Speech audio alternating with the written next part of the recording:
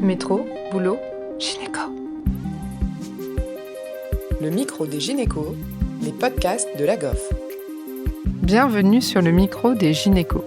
Aujourd'hui, Océane reçoit le docteur Pellegrinelli, responsable de l'unité de médecine fœtale et d'échographie aux hôpitaux universitaires de Genève. Ensemble, ils discutent de la prise en charge des hémorragies du postpartum sévère et plus particulièrement de l'évolution de la formation et des nouvelles approches conservatrices. Bonjour, docteur Pellegrinelli. Merci d'avoir accepté de participer à notre chaîne aujourd'hui. On souhaitait discuter avec vous des hémorragies sévères et de l'évolution des techniques de leur prise en charge. Est-ce que vous êtes d'accord pour rappeler aux auditeurs un petit peu ce qui a changé ces dernières années dans ce contexte? Alors, je pense que d'abord, il faut, mais comme tous les auditeurs le savent, se rappeler des trois origines des hémorragies qui sont basses vaginales, celles qui sont d'origine cervicale, cervico-isthmique, et puis celles qui sont d'origine utérine. Et les hémorragies sévères qui nécessitent une éventuelle prise en charge chirurgicale, soit sur une césarienne qui est en cours, soit parce qu'on n'arrive pas à tarir le saignement, sont des origines qui souvent sont liées à une pathologie sévère au niveau utérin et utéroplacentaire. Et, donc, et dans la prise en charge donc des saignements sévères d'origine intra-utérine ou notamment la part particulière qui nous intéresse, où la prise en charge a probablement changé ces dernières 15-20 années, s'intéresse les soucis d'adhérence à placentaire. Donc, les placentas accreta ou le PAS, placenta accreta spectrum. La prise en charge a évolué vers un mode plus conservatif, c'est ça? Avant, on avait ces deux options de laisser le placenta en place ou s'orienter vers l'hystérectomie. Puis, les techniques conservatrices sont apparues. C'était il y a combien de temps à peu près? C'est arrivé en Amérique du Sud? En effet, vous avez raison, mais je pense que il y avait une attitude, notamment dans les pays occidentaux, d'une solution plutôt radicale qui était celle de l'hystérectomie péripartum. Et puis, il y avait quand même quelques équipes qui ont essayé des traitements conservateurs en laissant tout le placenta en place dès qu'il y avait le doute d'une anomalie de l'adhérence placentaire. Ceci, ça peut se heurter avec les organisations loco-régionales, sociétales et sanitaires, parce que laisser en place un placenta suspecté d'adhérence anormale nécessite une suivi et une surveillance continuelle. Et dans certains pays, comme notamment les États-Unis, l'enjeu plutôt assez chirurgique ne permet pas un suivi à long terme. Donc, les solutions radicales étaient probablement en premier lieu dans certaines zones géographiques. Donc, il y avait quand même une différence, de diagnostic péropératoire, de logistique de prise en charge selon les endroits et les accès aux soins possibles. Il est clair qu'un suivi d'une rétention placentaire organisée pour une surveillance régulière dans des pays dans lesquels les distances du lieu de domicile à des endroits de prise en charge entrent en jeu aussi dans la thérapie. Là-dessus, mais ça existait depuis longue date et il y a des équipes qui se sont intéressées à des prises en charge qui sont entre deux, donc pas l'hystérectomie radicale de principe, d'un princeps, mais l'essai d'une chirurgie qui soit partielle et conservatrice de l'utérus. C'était quelles équipes, par exemple, qui ont commencé à rapporter ces techniques? Bon, il y avait les techniques de dévascularisation utérine, d'embolisation, de résection partielle, mais surtout c'était des techniques qui étaient peu démocratisées par leur apprentissage et standardisation. Ce qui est apparu suite à des études de longue durée d'un point de vue des études d'anatomo pathologies et surtout de la vascularisation utérine qui sont, il faut reconnaître, surtout réalisées par le professeur Harakamada, José Harakamada en Argentine, c'est le fait qu'on a redécouvert probablement et stratifié la vascularisation utérine en deux grands segments, la partie inférieure et la partie supérieure. On reviendra là-dessus, mais on peut dire le segment 1 et le segment 2. Segment 1 être plutôt le corps utérin, le segment 2 être plutôt la partie inférieure.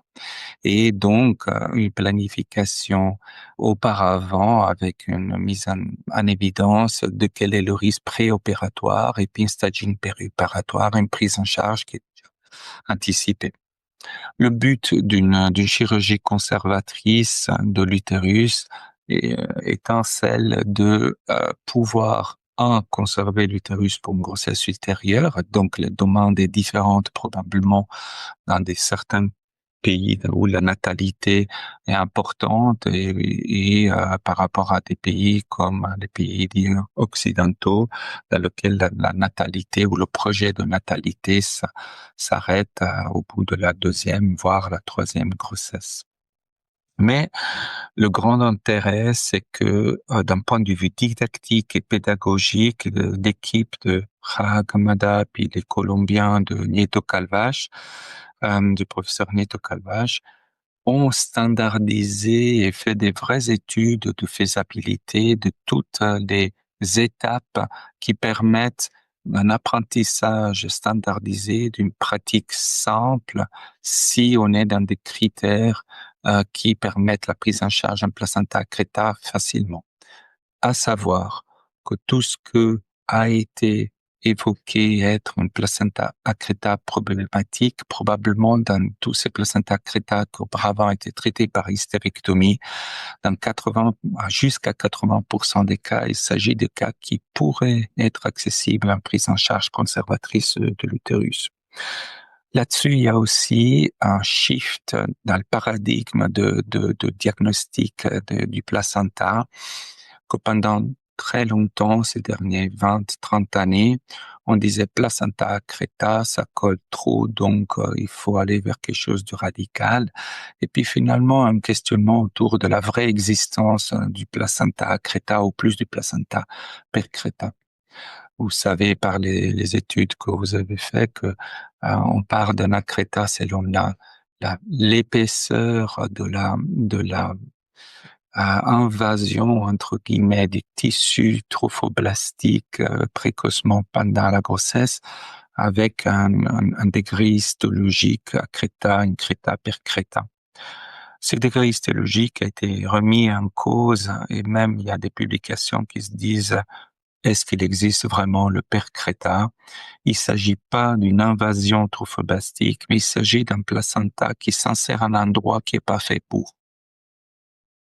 Donc, histologiquement, on a abandonné un peu cette classification histologique pour arriver sur une classification qui est plus échographique, péropératoire, topographique, afin de, déterminer la localisation de la zone suspecte, et pas du placenta, mais de la zone suspecte, et de l'étendue de la zone suspecte, afin de essayer déjà avant l'opération de déterminer si une prise en charge conservatrice est possible ou pas. Vous avez organisé à Genève des workshops pour partager avec vos collègues en multidisciplinaire, les chirurgiens, mais aussi avec les plus jeunes, ces nouvelles techniques de prise en charge conservatrice. Est-ce que vous avez des conseils ou des suggestions pour ceux qui voudraient en faire autant dans leur centre? Comment vous avez organisé les choses? Oui, je pense qu'on vit une période qui est très intéressante. On a accès d'un côté plein de webinaires qui permettent de voir les images, des articles qui sont bien dirigés avec des techniques très très claires qui sont facilement accessibles. Et puis nous, on a eu la chance d'inviter les deux personnes que j'ai citées auparavant, Monsieur Nieto Calvache et Monsieur Harakemada, pour effectivement un masterclass dans lequel on a fait de la simulation basse fidélité et haute fidélité. Ils viennent eux-mêmes avec leur utérus qui sont faits à préparer un tissu et sur lequel on peut s'exercer sur des choses simples, des sutures hémostatiques, des hystérectomies subtotales, la prise en charge de conservatrices en cas de placenta accreta. Et la haute fidélité, c'était? La haute fidélité, c'était des travaux sur des cadavres frais congelés. Il est certes que ça demande déjà plus de moyens, c'est plus cher, mais déjà avec la basse fidélité, on peut faire beaucoup, surtout pour répéter les gestes et se préparer à les faire. Mais il est certes que si les personnes qui sont intéressées à travailler sur ces situations qui sont difficiles, vu que dans les pays occidentaux, il y a peu de cas, ben, il faut aller chercher l'expertise ailleurs, voyager, aller en Égypte, en Indonésie, voir sur place, et puis probablement créer au sein d'un centre hospitalier ou d'un groupe de centres hospitaliers, un groupe d'expertise de personnes qui partagent un horizontal expertise et puis préparent le terrain pour un changement de paradigme de prise en charge. Et puis qu'ils se rendent disponibles au maximum en attendant. C'est vrai que c'est difficile de changer les habitudes, mais vous avez justement eu la possibilité d'organiser une formation en Colombie pour l'une de vos chefs de clinique à ces techniques, c'est ça? Oui, Il a été bien accueilli, hein? elle a été fortement bien accueillie et puis nous, on en a profité aussi parce que le moment où elle était sur place, on l'a forcée à garder le contact avec nous et puis il nous a fait, je pense pendant 2 à 3 sessions dans lesquelles elle partageait les cas qu'elle avait vécu la même semaine et c'était fort enrichissant aussi pour nous. Super. Plein d'idées de choses à mettre en place à droite, à gauche. Merci d'avoir partagé votre expérience. Est-ce qu'il y a quelque chose que vous voudriez rajouter sur ce sujet? Oui, je pense qu'il faut avoir le courage de bouger, aller voir ailleurs, mais ça c'est quelque chose que les auditeurs ont sûrement envie. Tout à fait. Bonne journée. Merci à tous de nous avoir écoutés aujourd'hui. Rendez-vous la semaine prochaine pour un nouvel épisode. Vous retrouverez toutes les ressources et références de ce podcast dans la description et surtout, n'hésitez pas à vous abonner à la chaîne, à lui accorder 5 étoiles, voire même à en parler autour de vous. Métro, boulot, gynéco.